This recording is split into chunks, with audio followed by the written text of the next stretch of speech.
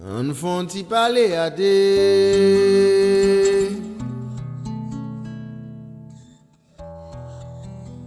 On font-y causer à des.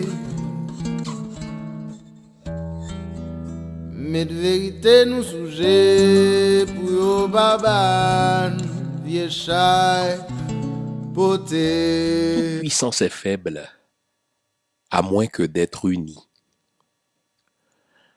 Un vieillard près d'aller où la mort l'appelait disait: Mes chers enfants, voyez si vous romprez ces dards liés ensemble. Je vous expliquerai le nœud qui les assemble. L'aîné, les ayant pris et fait tous ses efforts, les rendit en disant: Je le donne au plus fort. Un second lui succède et se met en posture, mais en vain. Un cadet tente aussi l'aventure, tous perdirent leur temps, le faisceau résista. De ces dards joints ensemble, un seul ne s'éclata. Faibles gens, dit le père, il faut que je vous montre ce que ma force peut en semblable rencontre. On crut qu'il se moquait, on sourit, mais à tort. Il sépare les dards et les rompt sans effort. Vous voyez, reprit-il, l'effet de la concorde. Toute puissance est faible à moins que d'être unie. Le vieillard et ses enfants, Jean de La Fontaine. Bonjour le monde, bonjour mesdames, bonjour messieurs, mise en nom de Junie Limage, caméra Winnie J, microphone le pasteur Jean-Fils Aimé. Comment allez-vous les amis? Content de vous retrouver ce matin, content que vous soyez là aussi. Nous sommes de plus en plus encouragés par votre fidélité à cette émission. Nous vous encourageons à parler de ce que nous faisons, de ce que vous entendez à cette antenne, à vos amis, à vos réseaux, pour que la famille Lumière sur le monde grandisse jour après jour, semaine après semaine. Vous l'avez entendu, dans l'émission de ce matin, nous allons parler de l'importance de l'unité. L'importance de l'unité dans une communauté. Je pense que l'unité au sein de la famille n'est plus à démontrer. Nombreux sont ceux qui ont écrit là-dessus. Mais aujourd'hui, je voudrais vous entretenir de l'unité au sein d'une communauté. Au fait, c'est peut-être le talon d'Achille des peuples noirs. Nous sommes remplis d'hommes et de femmes compétents. Nous sommes animés de bonne volonté, mais nous ne savons pas toujours mettre des organisations solides en place pour défendre nos intérêts. Aussi, vais-je vous parler ce matin de l'importance de l'unité au sein d'une communauté. Je vous veux réveiller, je vous invite donc à vous faire une bonne tasse de thé, une bonne tasse de café haïtien. Quelqu'un me demande d'ajouter une bonne tasse de chocolat chaud, imaginez. Je ne savais pas que le chocolat pouvait tenir éveillé. En tout cas, servez-vous tout ce qui peut vous garder réveillé et éveillé à cette émission, puisque nous allons parler de l'importance de l'unité dans les communautés noires et surtout comment faire pour mettre sur pied des organisations solides et qu'ensemble, nous gagnions la bataille contre le racisme. Mais déjà, je voudrais que vous reteniez, la lutte contre le racisme ne se gagne pas seule. C'est un sport d'équipe. Soit qu'on la gagne ensemble ou qu'on la perde ensemble, mais nous devons nous mettre ensemble. Je vous invite donc à vous faire cette tasse de thé, de café ou de chocolat chaud. Entre-temps, je vous offre la pièce musicale que voici. À tout à l'heure. Je voudrais revenir à la fable de La Fontaine dont je vous ai livré lecture au début de l'émission. Le vieillard et ses enfants, au fond, c'est une très vieille fable dans laquelle le fabuliste a voulu illustrer l'importance de l'unité. Un vieillard qui a senti venir sa mort a réuni ses enfants, ils étaient au nombre de 3, et il leur lance un défi. Le défi était simple en apparence, il a fait un faisceau de branches d'arbres et il a soumis ses enfants au test que voici. Je vous mets au défi de casser, de rompre ce faisceau de branches. L'aîné a essayé sans succès. Le cadet a essayé sans succès. Le Benjamin, lui aussi, s'est cassé les dents. Personne n'a réussi à casser ce faisceau fait de branches d'arbres. Et devant l'insuccès de ses enfants, le vieillard a dit, je vais relever le défi moi-même puisque vous n'y arrivez pas. Et les enfants se sont mis à rire sous cap de leur père en disant, si nous qui sommes jeunes, nous n'y avons pas réussi, a fortiori, papa échouera-t-il?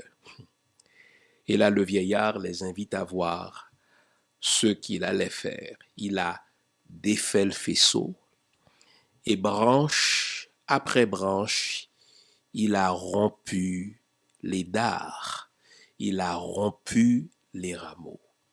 Il a dit, je veux que vous saisissiez la leçon que j'ai voulu vous transmettre aujourd'hui. Aussi longtemps que les branches formaient un faisceau, elles étaient incassables. Personne n'arrivait à les rompre. Mais dès qu'on les divisait, dès qu'on les mettait séparément les unes à côté des autres, ces branches-là, eh bien, on les cassait facilement. Et il leur a dit, aussi longtemps que vous resterez unis en tant que famille, aussi longtemps que vous resterez unis en tant que fratrie, personne ne pourra vous battre. Mais dès que vous vous laissez diviser, alors vous devenez aussi vulnérable que n'importe quelle branche prise séparément.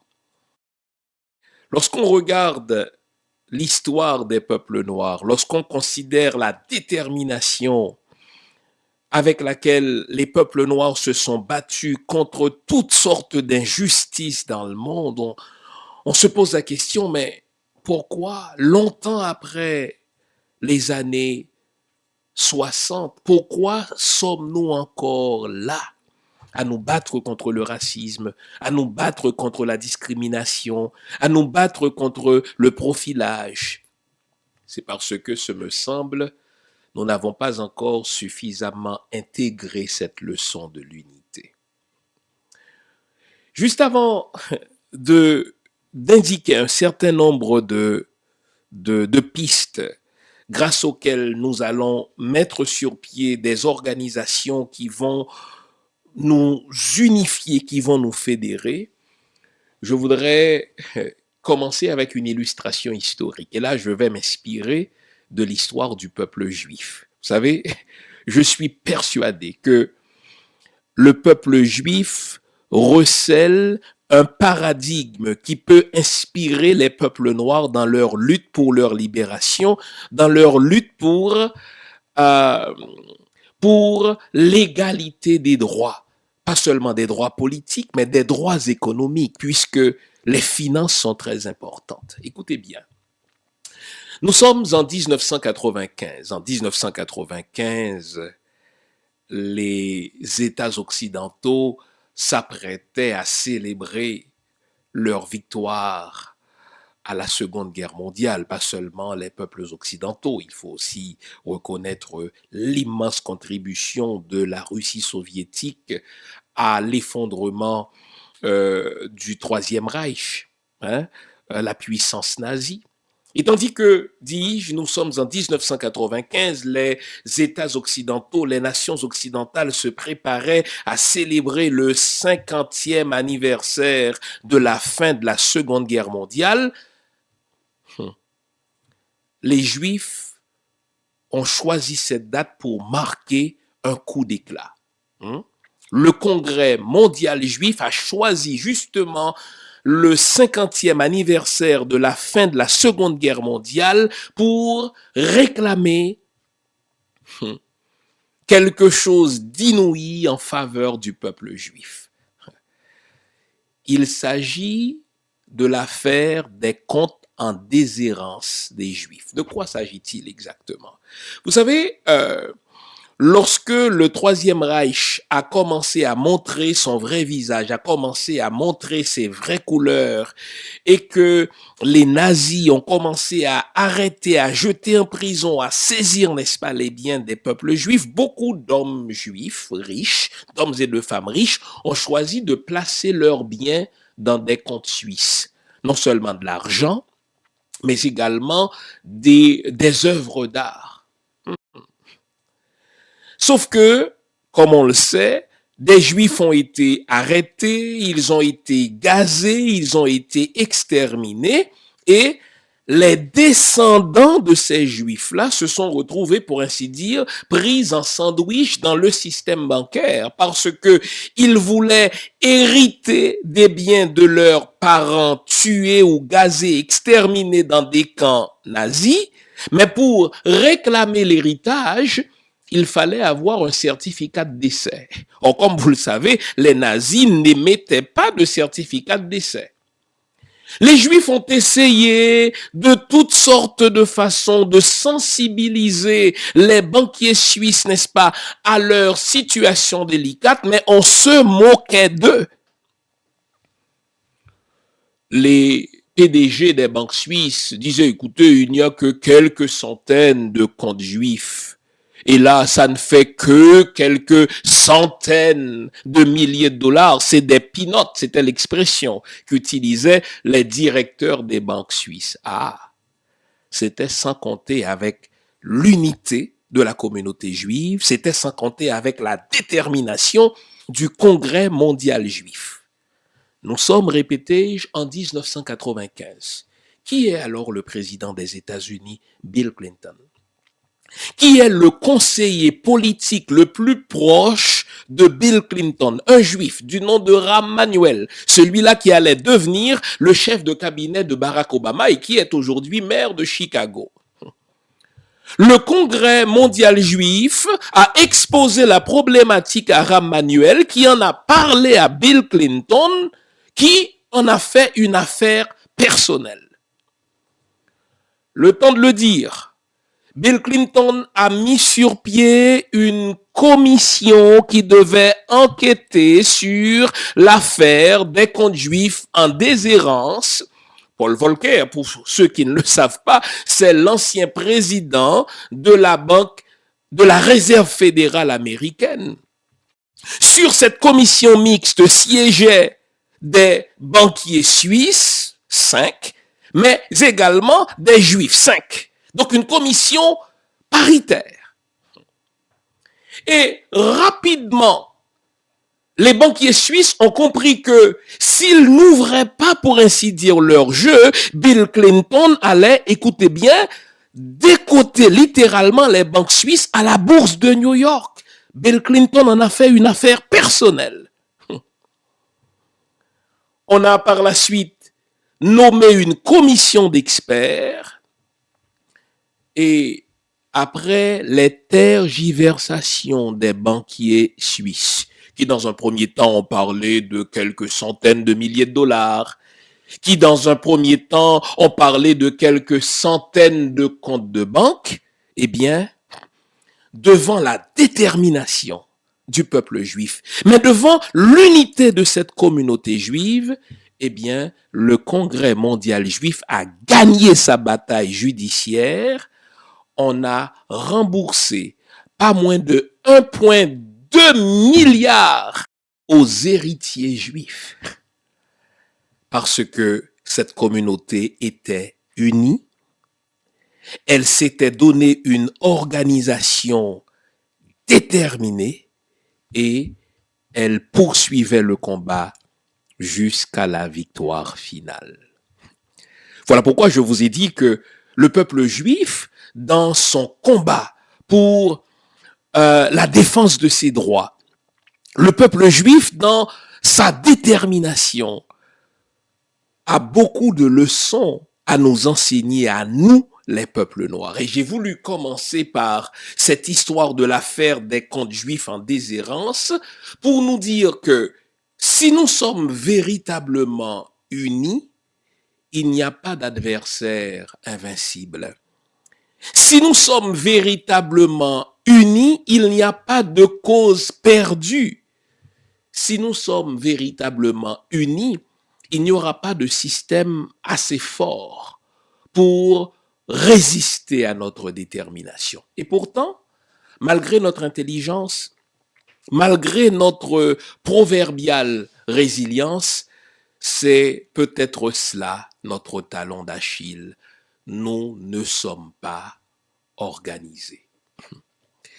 À ce stade-ci, je voudrais citer une phrase peut-être perfectible, une formule réductrice, voire simpliste, d'un ancien chef d'État africain. Je veux parler de Léopold Sédar Senghor, homme de lettres, mais également homme d'État du Sénégal, qui, en 1939, a dit ceci: l'émotion est nègre, tout comme la raison est hellène. Hellène dans le sens de ce qui est grec, dans ce qui est occidental. Lorsque Léopold de Sédar Senghor a lancé cette phrase, eh bien, il a reçu une flopée de critiques, en particulier de la part de son compatriote Cheikh Anta Diop, qui eut à lui dire, mais non, même cette raison que vous attribuez, monsieur Senghor, aux Grecs, eh bien, les Grecs l'ont puisée chez nous, en Afrique, en Égypte, avec raison.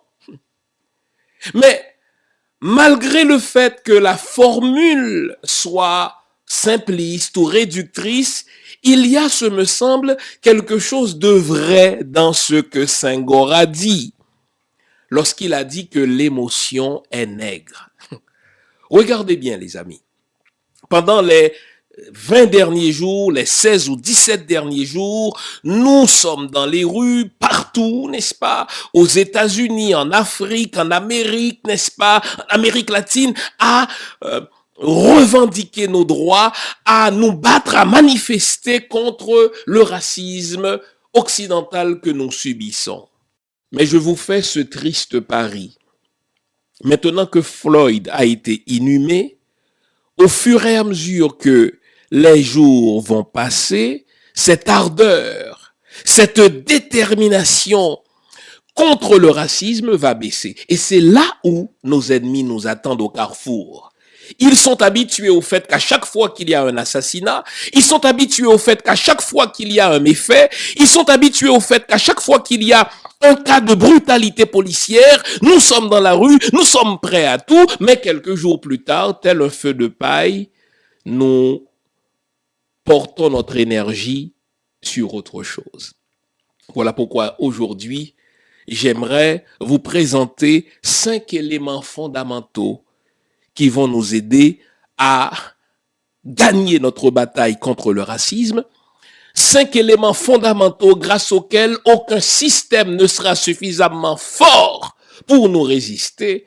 5 éléments fondamentaux, quant à moi, qui vont nous aider à mettre sur pied des organisations qui vont fédérer nos forces de telle sorte que nous puissions parler d'une seule et même voix.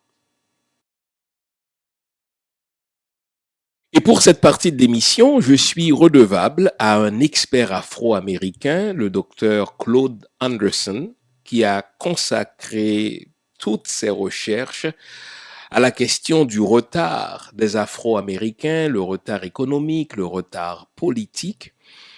Et tout ce qu'il écrit est très bon, mais je vous recommande en particulier son livre A Black History Reader, enfin un manuel d'histoire du peuple afro-américain, dans lequel non seulement il reprend tous les obstacles qui ont été systématiquement mis sur le chemin des Afro-Américains pour les garder toujours au bas de l'échelle, que ce soit, n'est-ce pas, des obstacles juridiques, des lois leur ont interdit de posséder des biens, d'acheter des terres, d'acheter des maisons, et même lorsque, pensez par exemple aux lois Jim Crow, là, Jim Crow comme on les appelle, et même lorsque ces lois ont été enlevées, eh bien, les Afro-Américains se retrouvent toujours au bas de l'échelle économique aux États-Unis parce qu'il y a des plafonds de verre. Ils sont invisibles, mais non moins réels. Et donc, je vous invite à lire ce monsieur, à l'écouter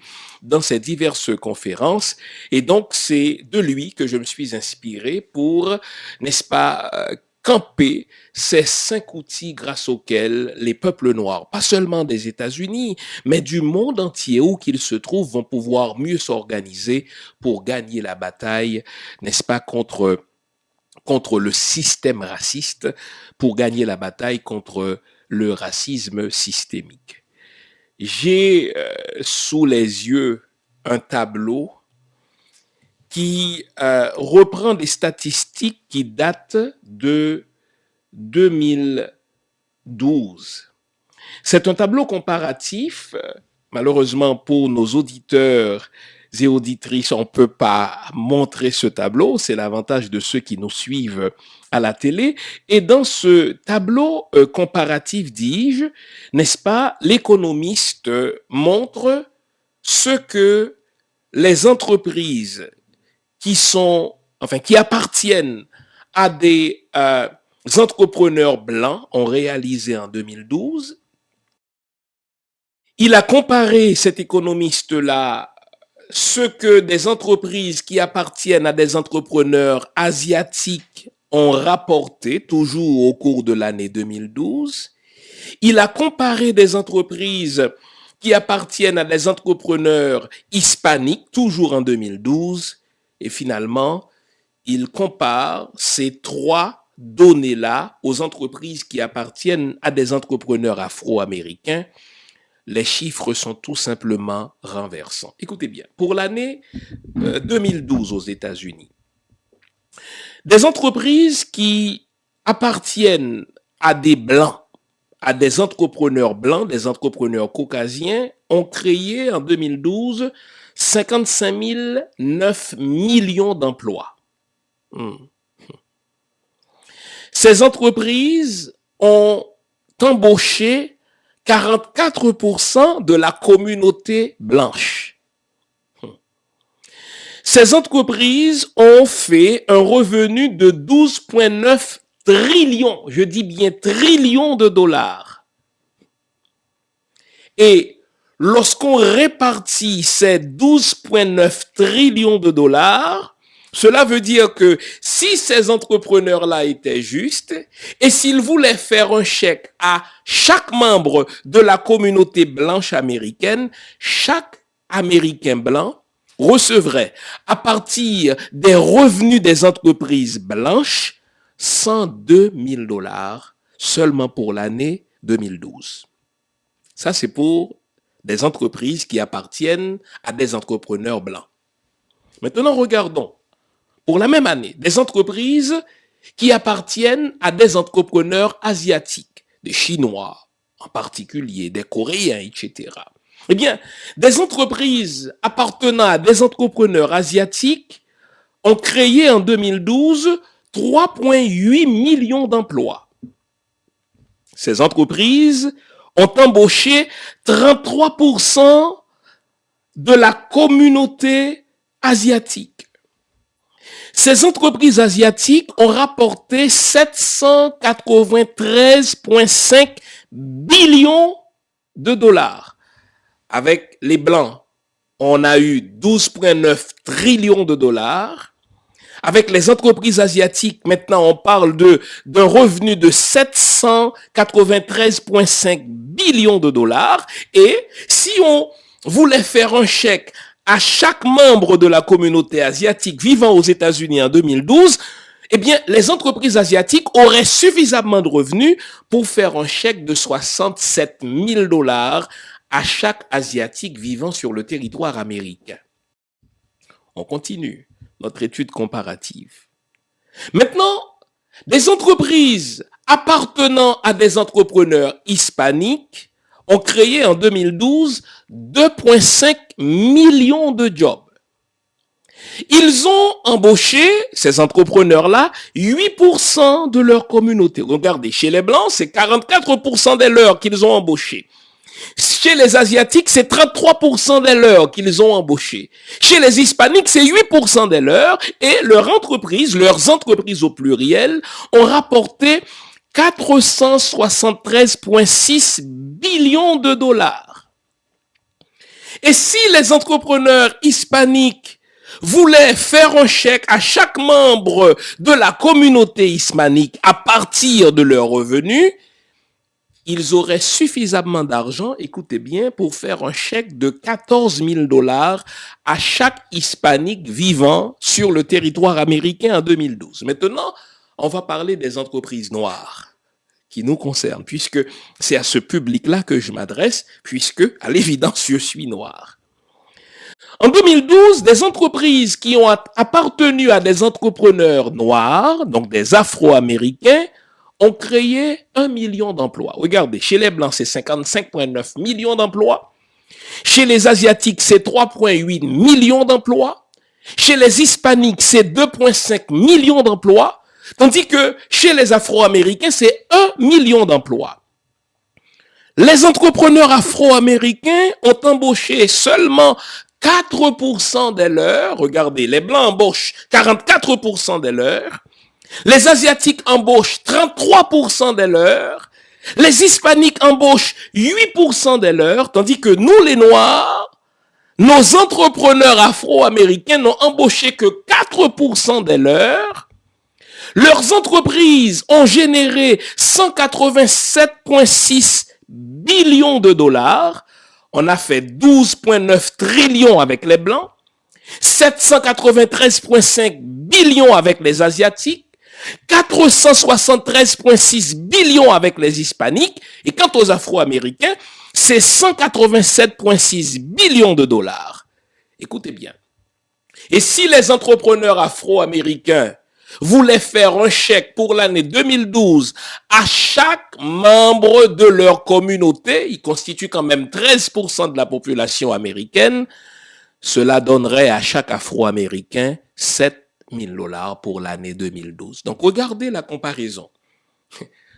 Chaque Blanc recevrait à même des revenus générés par des entreprises appartenant à des entrepreneurs blancs, 102 000 dollars.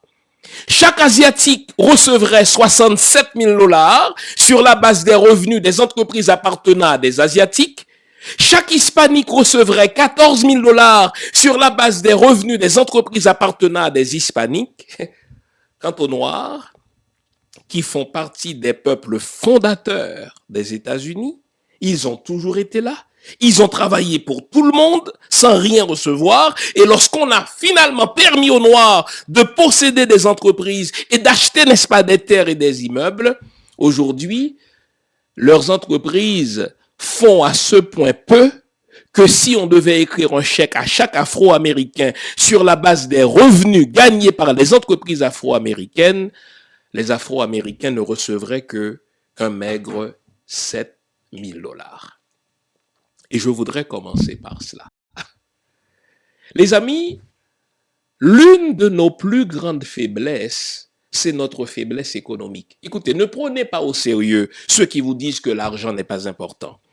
Celui qui a dit que l'argent ne fait pas le bonheur, soit qu'il est un sacré menteur, ou alors il est un imbécile. Au fait, l'argent est important pour se faire respecter. D'ailleurs, les anglo-saxons disent « money talks ».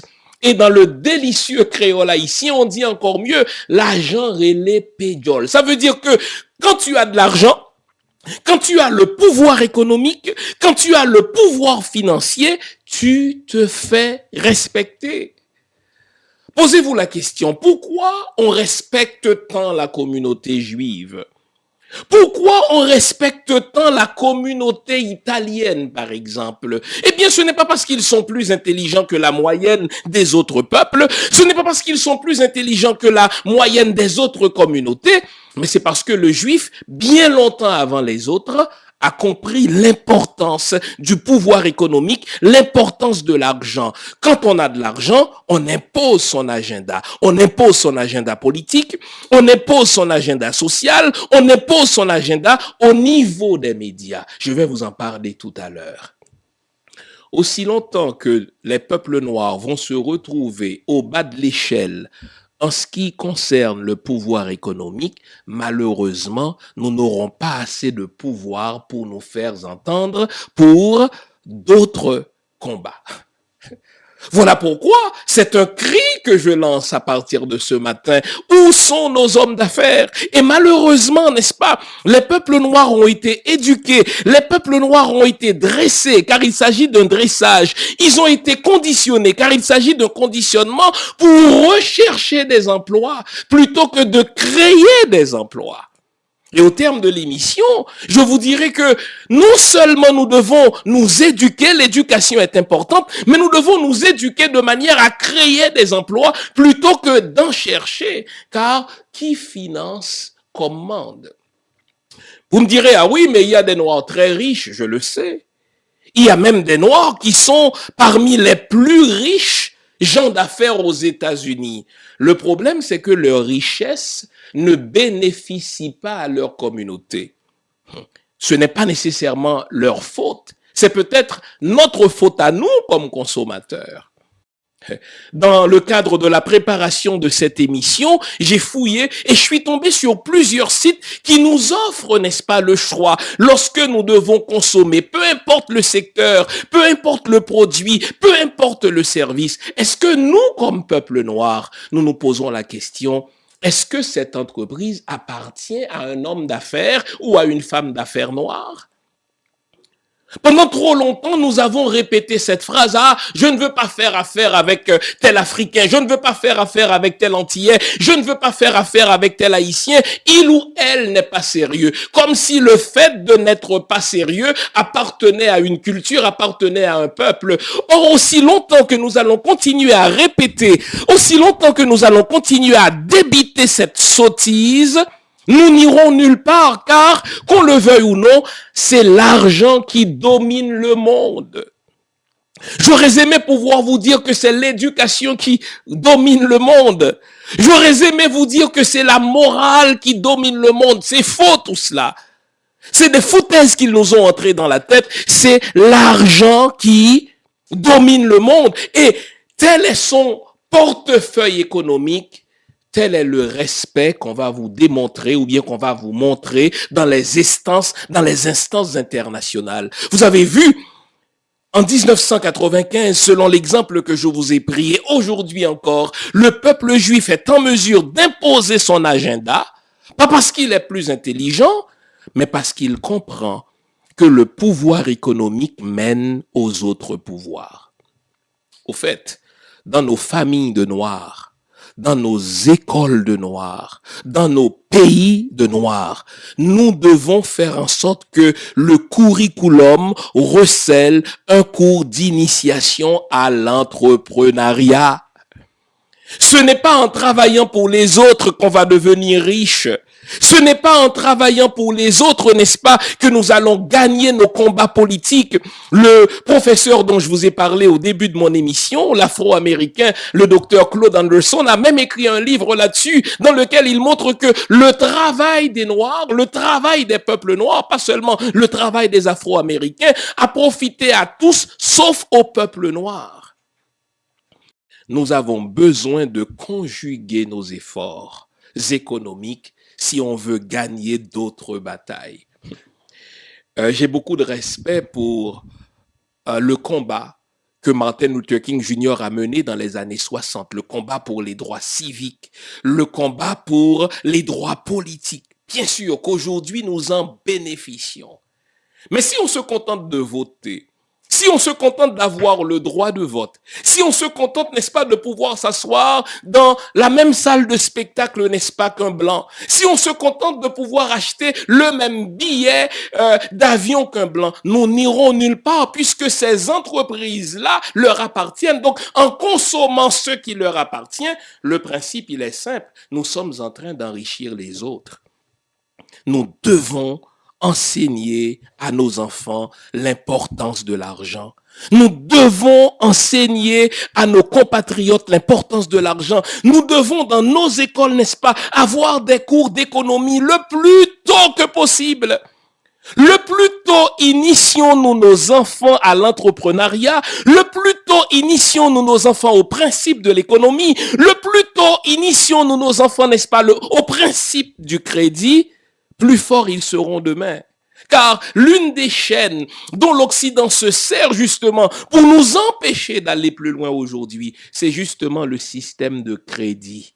Donc, aussi longtemps que nous sommes inorganisés, aussi longtemps que nous sommes mal organisés d'un point de vue économique, nous n'irons nulle part.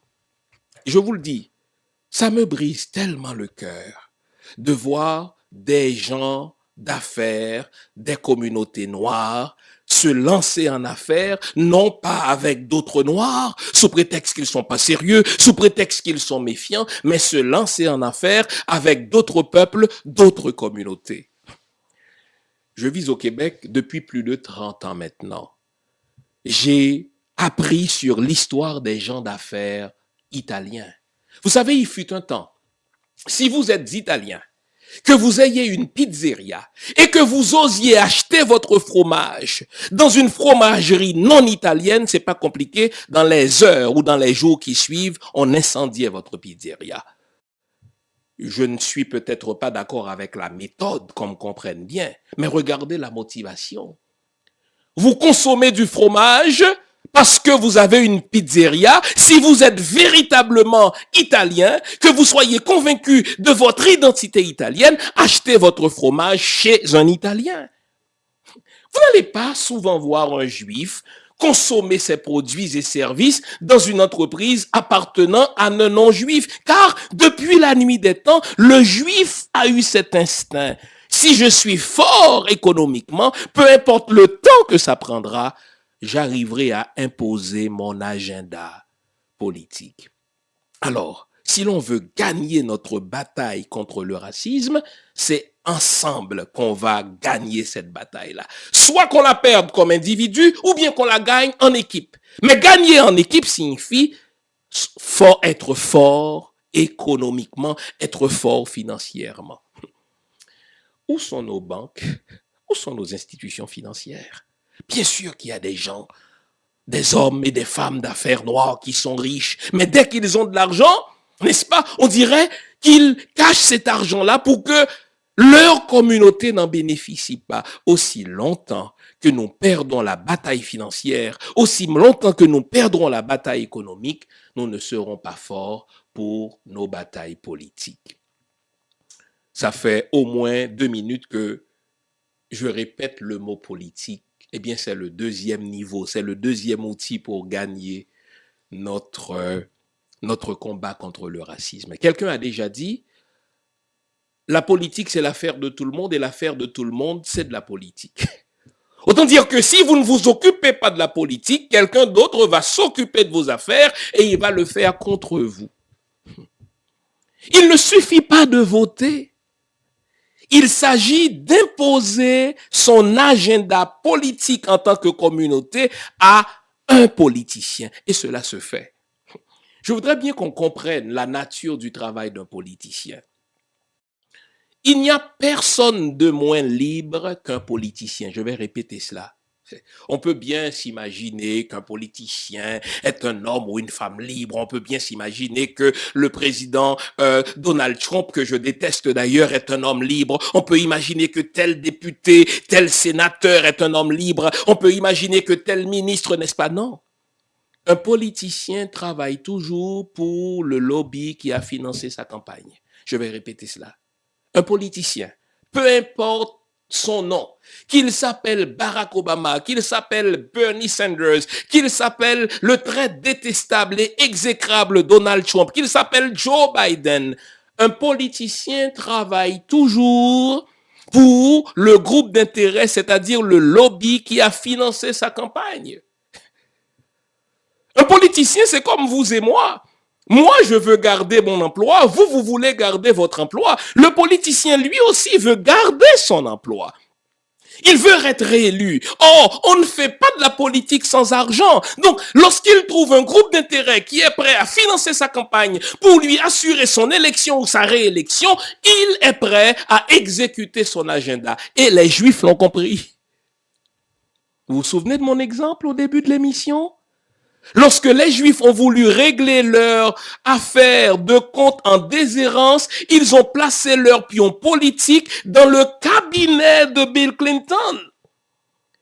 Et lorsque vous avez un conseiller dans le cabinet du président et que le président, n'est-ce pas, a compris que cette affaire-là peut lui rapporter des votes, donc peut lui rapporter sa réélection, il n'y a rien qu'il ne soit prêt à faire pour vous.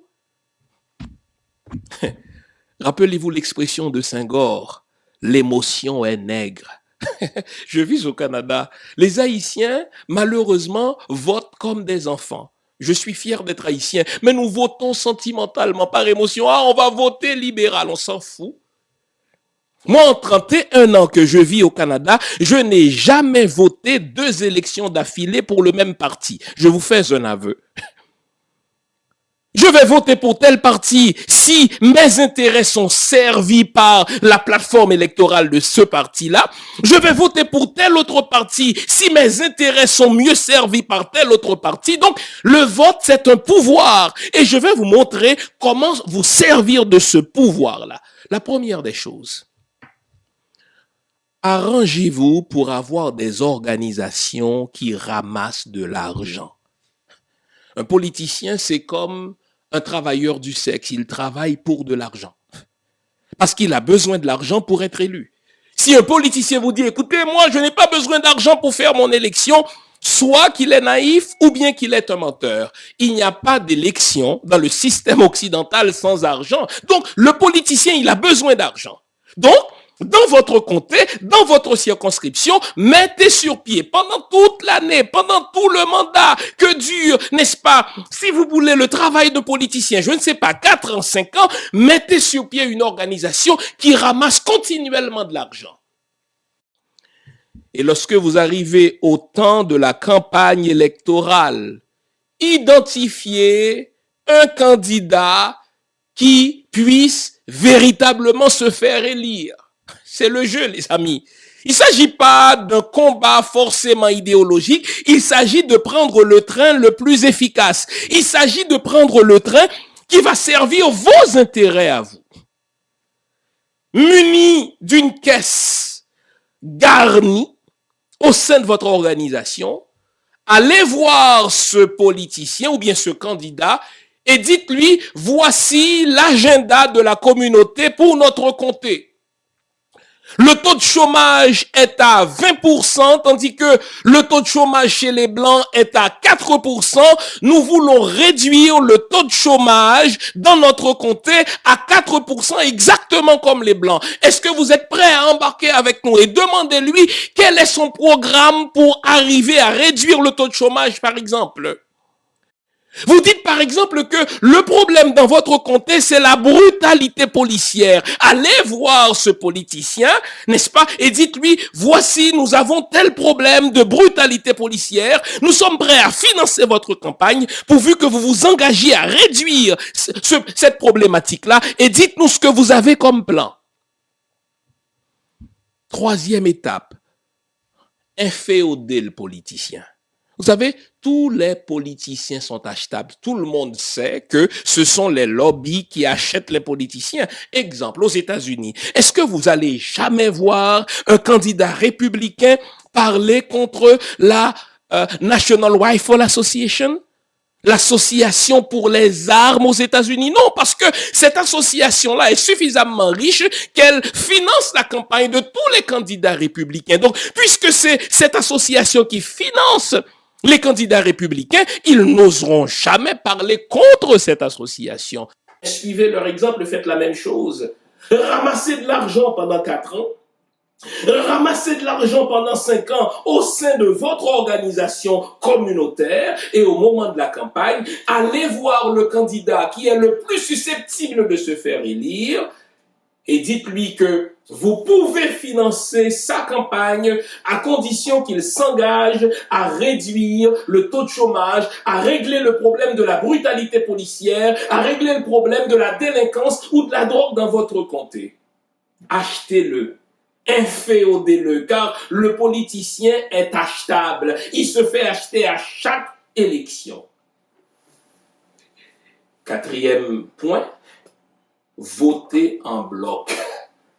Oh yo yo, n'oubliez pas la leçon de la fable de La Fontaine. On peut casser chaque branche d'arbre prise à part, mais lorsqu'on les met ensemble dans un faisceau, ce faisceau est incassable. Votez en bloc. Je n'ai pas à me demander est-ce que je suis républicain, je n'ai pas à me demander est-ce que je suis démocrate. Les deux partis nous ont fourrés comme Afro-Américains. Je n'ai pas, moi, en tant qu'Haïtien vivant au Canada, à me demander est-ce que je suis libéral, est-ce que je suis conservateur. C'est pas ça l'enjeu. Dans mon comté, dans ma circonscription, est-ce que ce candidat-là a de bonnes chances de se faire élire? Si oui, je vais lui promettre de financer sa campagne et en lui promettant de financer sa campagne, je veux qu'il s'engage à résoudre mes enjeux communautaires. Et s'il s'engage à le faire, je vais voter en bloc pour lui. Le vote grégaire, le vote stratégique, le vote intelligent et non le vote sentimental. Aïe, aïe, aïe. En tant que peuple noir, nous sommes tellement romantiques, nous sommes tellement émotionnels, nous sommes tellement sympathiques que dès qu'un blanc nous sourit, nous sommes prêts à lui donner notre vote. Un politicien ne fait jamais rien pour rien. Quand il te serre la main, il te demande quelque chose, il veut ton vote. Alors si toi tu lui donnes ton vote, tu dois obtenir aussi quelque chose. Mais tu ne dois pas obtenir quelque chose en tant qu'individu. Tu dois obtenir quelque chose pour ta communauté. Mais parfois, il faut tout simplement placer au sein d'un parti l'un des nôtres. Et j'aimerais parler de cela. Vous savez, on a plein de candidats noirs. Au Canada, on a plein de candidats haïtiens, on a des candidats africains. Aux États-Unis, j'imagine c'est la même chose. Lorsque vous regardez le Congrès américain, il y a, n'est-ce pas, le Black Caucus qui est constitué d'hommes et de femmes afro-américains. La question, ce n'est pas tant de savoir est-ce que nous avons des Noirs en politique, mais c'est avec quel agenda ces Noirs vont en politique. Mais ayant dit cela, j'ai dressé une typologie des politiciens noirs, des politiciens que nous avons dans nos communautés noires. Le premier type de politicien noir, moi, je l'appelle le figurant. Celui-là, il est là justement pour faire carrière. Il n'est pas intéressé à faire avancer les enjeux de sa communauté. Il veut tout simplement que sa photo apparaisse dans tous les barbecues, dans tous les soupers. Il veut être là et il veut que vous l'aidiez à faire carrière. Généralement, c'est quelqu'un qui n'avait pas un bon emploi ou bien qui voulait tout simplement changer d'emploi. On lui offre l'opportunité de faire la politique. Il veut rester là au moins jusqu'à sa retraite. Balancez-le. À chaque élection, faites le bilan de ce qu'il a réalisé. S'il n'a rien foutu, balancez-le. Arrêtons de voter de manière sentimentale. Le deuxième type de politicien, je l'appelle le nègre de service. C'est le politicien noir qui est là, mais pour exécuter l'agenda de son parti dans sa communauté. Regardez le mouvement. Un politicien noir aurait dû être là pour faire avancer l'agenda de sa communauté au sein du parti. Mais lui, le nègre de service, il fait avancer l'agenda de son parti dans sa communauté. Balancez-le aussi. Le troisième type de politicien noir, moi je l'appelle le token black. Qu'est-ce que c'est qu'un token black? C'est quelqu'un, un noir, un homme ou une femme qu'on est allé chercher pour éviter qu'on ne taxe de racisme l'organisation en question. Et l'exemple que j'ai en tête spontanément, c'est l'Organisation internationale de la francophonie. Vous vous souvenez qu'il y a quelques années, l'OIF est allé chercher une compatriote haïtienne. Talentueuse, brillante, intelligente, mais on est allé la chercher. Quand on vient vous chercher, ce n'est jamais pour que vous puissiez faire avancer l'agenda de vos communautés, mais vous êtes là pour faire avancer l'agenda de vos tuteurs.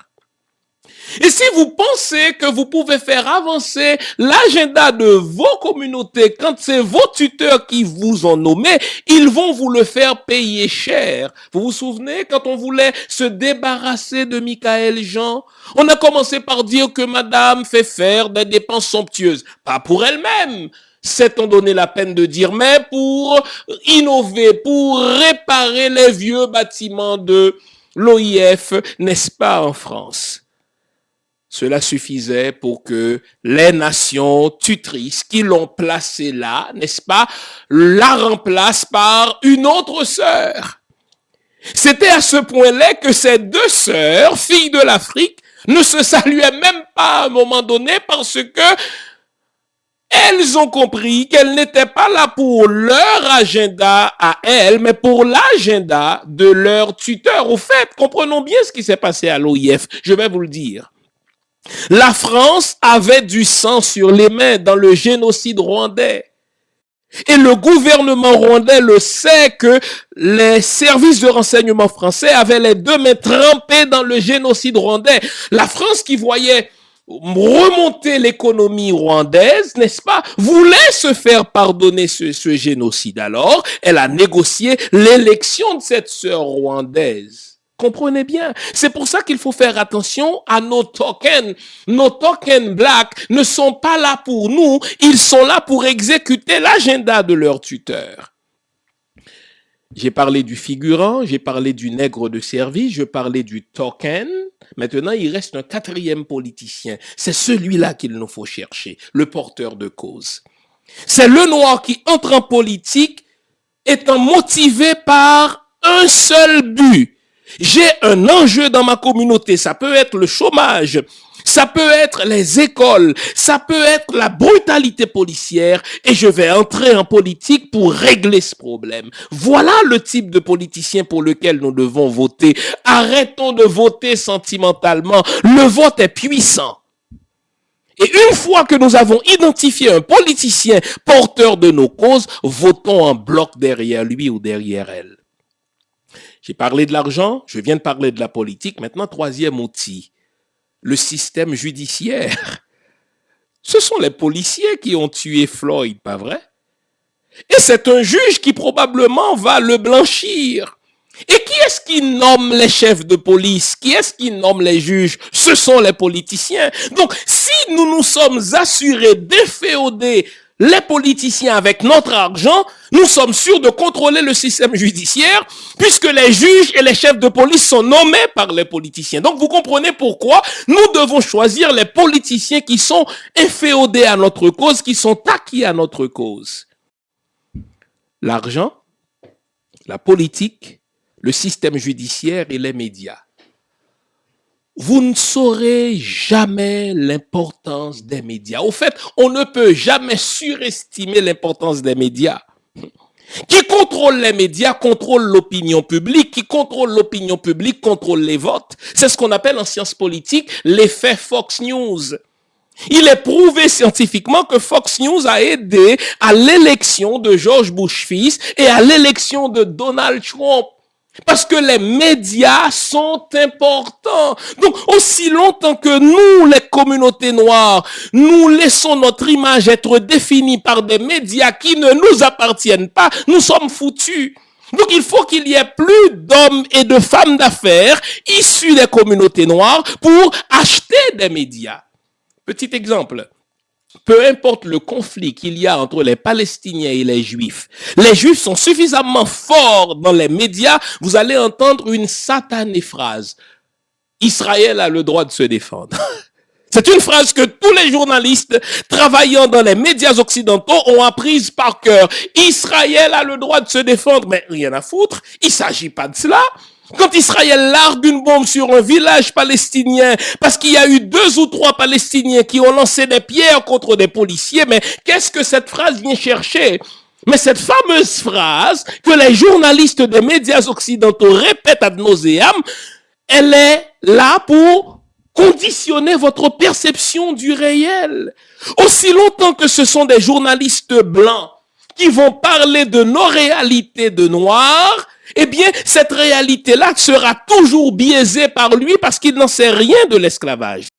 Si nous voulons gagner la bataille de l'image, nous devons avoir des médias et je félicite tellement mon ami Maître Jean-Ernest Pierre, de cette acquisition de CPAM. Et à chaque fois que je vois un homme, n'est-ce pas, de la communauté noire ou une femme de la communauté noire s'engager dans les médias sociaux, je dis, c'est un pas de plus vers la victoire finale. Nous devons gagner la bataille de l'opinion publique. Au fond, pourquoi des Blancs ont marché avec des Noirs lors de la mort de Floyd? C'est parce que l'image était si saisissante qu'il fallait être inhumain pour ne pas embarquer dans ce cri de justice pour Floyd. Mais malheureusement, au fil des jours, cette ardeur va disparaître. On va revenir à la normale. On va revenir au statu quo ante. On va revenir à la réalité d'avant Floyd. Nous devons avoir des médias pour maintenir la réalité des peuples noirs sur la conscience du monde, pour maintenir la réalité des peuples noirs, n'est-ce pas, sur le map. Regardez comment fonctionnent les médias. Quand il y a crise, ils vont parler d'un pays africain, d'un pays noir ou d'une communauté noire, et après on revient et on recommence la business as usual. Nous devons investir dans les médias et nous devons encourager nos médias à nous. Ne regardez pas Fox News. Ne regardez pas des médias qui desservent votre cause. Supportez, achetez de la publicité dans des médias qui appartiennent aux gens de votre communauté. Et enfin, l'éducation. Vous savez, là où l'Occident nous baise, nous les peuples noirs, l'Occident a conçu son école pour ses enfants. Dans nos écoles, nos enfants apprennent l'histoire des peuples européens, mais une histoire tellement amputée de la vérité. Nos enfants apprennent, n'est-ce pas, l'histoire des inventeurs blancs.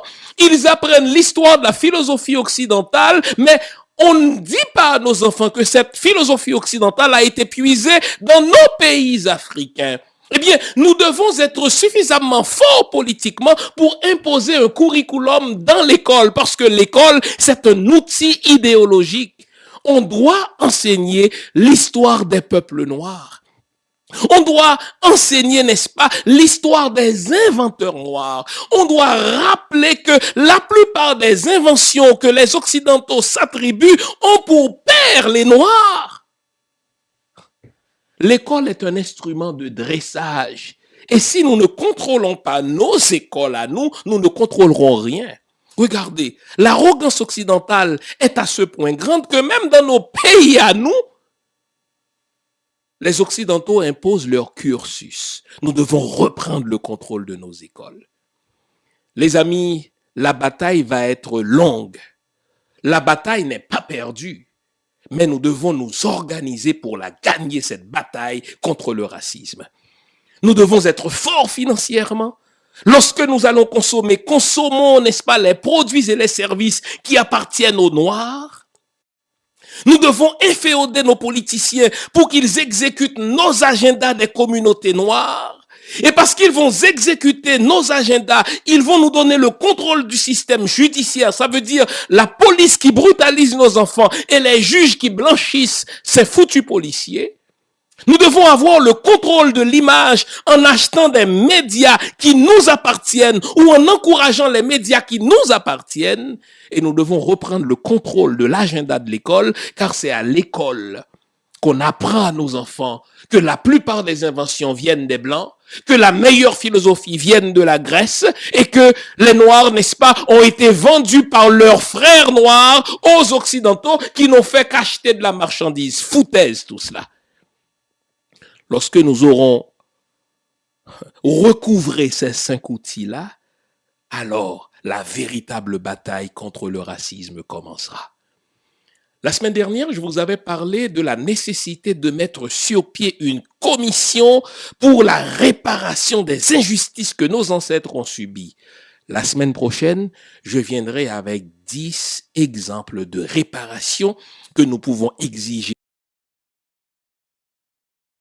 Mes chers amis, j'aimerais prendre quelques secondes pour vous remercier de votre support. Merci de votre fidélité à cette émission. Continuez à nous suivre, mais s'il vous plaît, likez. Parce que lorsqu'on compare le nombre de visionnements au nombre de likes, il nous faut des likes. Likez. Je vous invite aussi à vous abonner à notre chaîne. Nous avons besoin de vous et l'avantage pour vous, c'est que vous êtes automatiquement notifié quand nous plaçons une nouvelle vidéo. Et dans ce sens-là, j'aimerais remercier de tout cœur notre frère Omotunde qui prend le temps non seulement de visionner nos vidéos, mais de les partager. Enfin, quant à ceux et celles qui veulent diffuser ou partager, n'est-ce pas, nos vidéos, c'est pas compliqué, ça nous encourage, mais s'il vous plaît, entrez en communication avec nous et nous vous dirons comment faire pour qu'ensemble, nous gagnions cette bataille contre les injustices que nos peuples noirs subissent de par le monde.